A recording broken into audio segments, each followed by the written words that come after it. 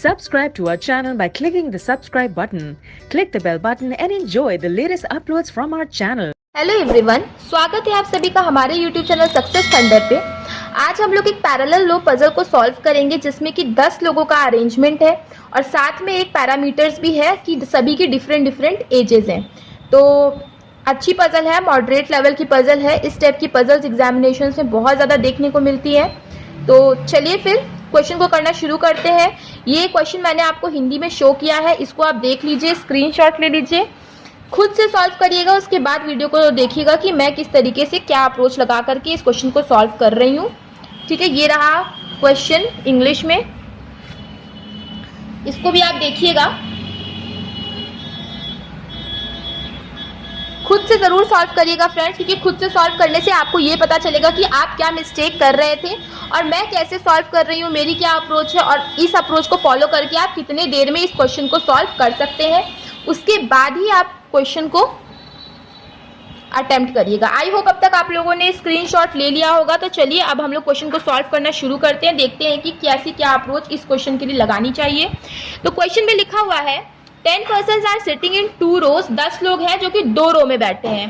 Such that in रो 2 में MNOPQ है। ठीक है, और ये लोग सभी के सभी क्या फेस कर रहे हैं, साउथ डायरेक्शन को फेस कर रहे हैं। तो ये रो 2 है और south direction, sorry, MNOPQ and are sitting and facing in the north direction. तो नॉर्थ डायरेक्शन को फेस कर रहे हैं रो 2 वाले लोग। और इसमें कौन कौन बैठा है, MNOP और Q। एंड इन रो 1, और रो 1 में कौन कौन है, D है, E है, F है, G है और H है। और ये सभी के सभी कहाँ फेस कर रहे हैं, साउथ डायरेक्शन को फेस कर रहे हैं। Each person of row 1 facing each person of row 2। ठीक है, हर जितने भी लोग हैं रो 1 में वो सभी लोग रो 2 के लोगों को फेस कर रहे हैं।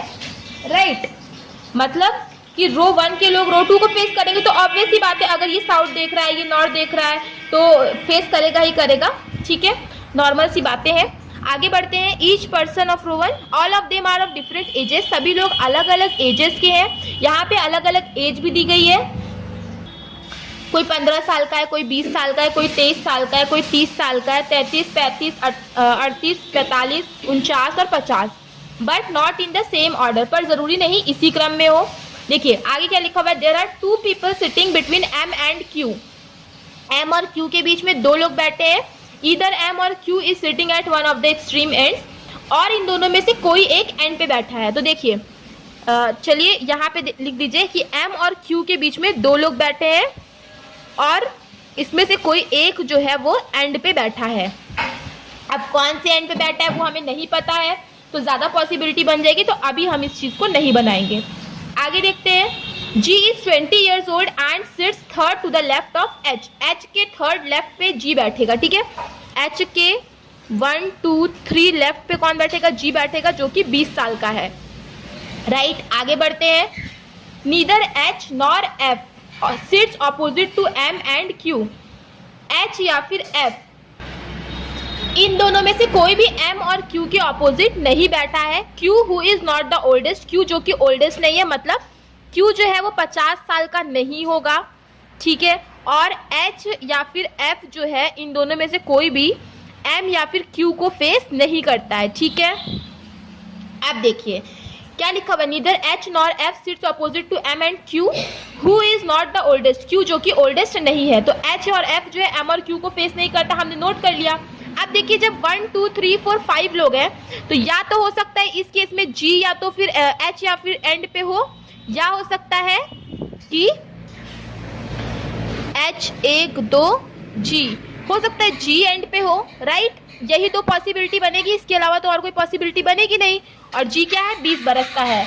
अच्छा, एक चीज लिखा है M और Q जो है वो कैसे होंगे, वो होंगे इन दोनों के बीच में 2 पर्सन होंगे और इन दोनों में से कोई भी H को फेस नहीं कर रहा है। तो देखिए अगर हम M को यहाँ लिखेंगे 1, 2 तो Q यहीं पे आएगा, या फिर Q को यहाँ लिखेंगे तो 1, 2 M यहाँ पे आएगा, लेकिन दोनों में से कोई भी H को फेस तो करेगा नहीं, तो QM इस केस में यहाँ आएगा। उसी तरह इसमें देख लीजिए, अगर आपने Q या M को यहाँ लिखा तो 1, 2 Q या M यहाँ आएगा, मगर Q या M H को फेस करेगा नहीं, तो Q और M के लिए केवल एक ही जगह बचेगी इस केस में, वो कि यहाँ बचेगी।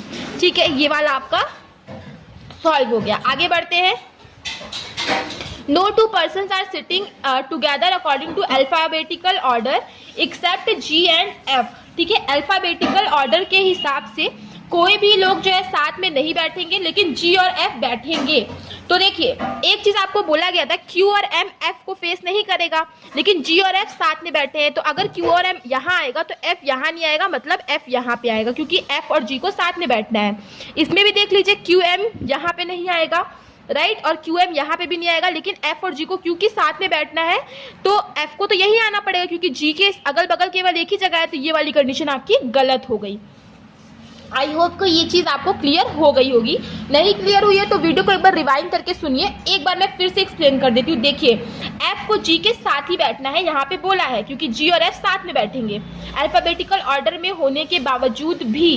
बट F कभी भी M या फिर Q के ऑपोजिट नहीं आएगा, लेकिन इस केस में तो F को बैठने के लिए एक ही जगह है अगर वो G के साथ बैठेगा तो, लेकिन वहां पे बैठाओगे अगर तो Q और M के ऑपोजिट में ही आ जाएगा। तो इसीलिए ये कंडीशन आपकी बन ही नहीं पाएगी। ठीक है, आगे बढ़ते हैं। Age of P is a multiple of 11। P की जो एज है वो 11 की मल्टीपल है। तो यहाँ पे केवल एक ही एज ऐसी है जो कि 11 की मल्टीपल है, वो है 33। तो P की एज क्या होगी? P की एज होगी 33। ठीक है, तो P की एज होगी 33। आगे बढ़ते हैं। G sits opposite to N। G जो है वो N के ऑपोजिट बैठा है। ठीक है, G N के ऑपोजिट बैठा है। अच्छा देखिए, अल्फाबेटिकल ऑर्डर के हिसाब से कोई साथ में नहीं आएगा, तो अगर आप यहाँ पे M को लिखोगे तो M और N तो अल्फाबेटिकल ऑर्डर के हिसाब से साथ में आ जाएंगे, तो इसीलिए यहाँ पे Q आएगा और यहाँ पे आएगा N। अब O यहाँ नहीं आएगा क्योंकि N और O फिर साथ में आ जाएंगे, तो O यहाँ पे आ जाएगा। अब केवल P बचा है तो P यहाँ पे आ जाएगा। ठीक है, इसमें देखिए कौन कौन से बचे हैं। F हो गया है, G हो गया है, H हो गया है, D और E बचा है। E यहाँ पे नहीं आएगा क्योंकि E और F फिर अल्फाबेटिकल ऑर्डर के हिसाब से साथ में हो जाएंगे, तो यहाँ पर E आ जाएगा, यहाँ पर D आ जाएगा। अच्छा, P जो है वो 33 ईयर्स का था, तो ठीक है, यहाँ पे नोट कर लीजिए P 33 ईयर्स का है। ये वाला भी आपका सॉल्व हो गया, ये भी आपका सॉल्व हो गया। आगे देखते हैं। G sits opposite to N whose age is multiple of 7। N जिसकी एज 7 की मल्टीपल है, तो N की एज 7 की मल्टीपल है। तो यहाँ पे देखिए 7 का मल्टीपल कौन सा है? एक तो ये है और एक ये है, मतलब 35 या फिर 49 होगा। किसकी एज? N की एज। या तो 35 होगा या तो फिर 49 होगा। अभी हम इसको चेक कर लेंगे। आगे बढ़ते हैं। 2 persons sits between the one who is the youngest and the one who sits opposite to the one whose age is 35। मतलब 35 के ऑपोजिट में जो बैठा है वो उस बंदे की एज में, और जो यंगेस्ट है, यंगेस्ट मतलब जो 15 साल का है, इनके बीच में कितने हैं? 2 लोगों का फासला है। ठीक है, यही तो लिखा है। 2 persons sits between the one, 2 person बैठे उन लोगों के बीच में, who is the youngest जो कि यंगेस्ट है, and the person जो कि यंगेस्ट है मतलब 15 साल का है, and the person whose age is, और वो पर्सन जिसकी एज है जो कि बैठा है, who sits opposite to the one जो कि उसके ऑपोजिट बैठा है, whose age is 35 जिसकी एज कितनी? 35 है। ठीक है, आगे बढ़ते हैं। 3 persons sits between the one whose age is 49 and the one who is the youngest। 49 और यंगेस्ट के बीच में कितने हैं? 3 पर्सन बैठेंगे। ठीक है, देखिए 3 पर्सन बैठेंगे मतलब कि 14 और 15 वाला क्या होगा? एंड पे आएगा। ठीक है, अब देखिए N की एज या तो 35 हो सकती थी या तो 49 हो सकती थी, लेकिन ये क्लियर हो गया कि 49 नहीं होगी, क्योंकि 49 वाला तो एंड पे आएगा, तभी तो उनके बीच में 3 पर्सन हो पाएंगे। तो N की एज कितनी है? 35। ये हमें क्लियर हो गई है। और एक चीज लिख देते हैं कि 49 और 15 साल वाले के बीच में 3 पर्सन बैठेंगे। अच्छा, एक और चीज बोला था कि 35 के जो अपोजिट बैठेगा उसके और 15 के बीच में 2 हैं, तो 1 2 ये हो गया 15, और 15 और 49 के बीच में कितने होंगे? 3 होंगे। तो ये वाला भी आपका क्लियर हो गया है। ये वाला भी कैंसिल, ये वाला भी कैंसिल। आगे बढ़ते हैं। O's age is twice the age of H। H की एज का दुगना होगा O का एज। ठीक है, तो H का एज है 15, तो O का एज कितना हो जाएगा?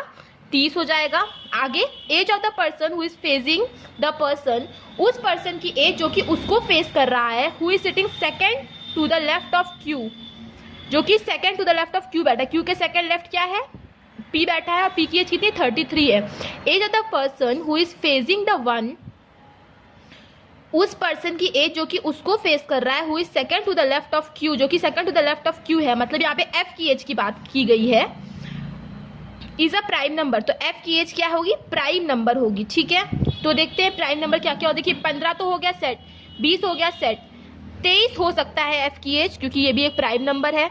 30 नहीं हो सकता, 33 नहीं हो सकता, 35 नहीं हो सकता, 38 नहीं हो सकता, 45 नहीं हो सकता, 49 50 नहीं हो सकता, तो एक ही बची है 23, तो 23 हो जाएगी एफ की एज। आगे बढ़ते हैं, age of M is equal to sum of ages of H और क्यू। एच और क्यू की एज को आप टोटल करोगे तो एम की एज आएगी, तो सॉरी एच और क्यू नहीं, एच और ओ, तो एच की एज है 15 और ओ की एज है 30, तो टोटल हो गया 45, तो एम की एज क्या हो गया, 45 हो गया।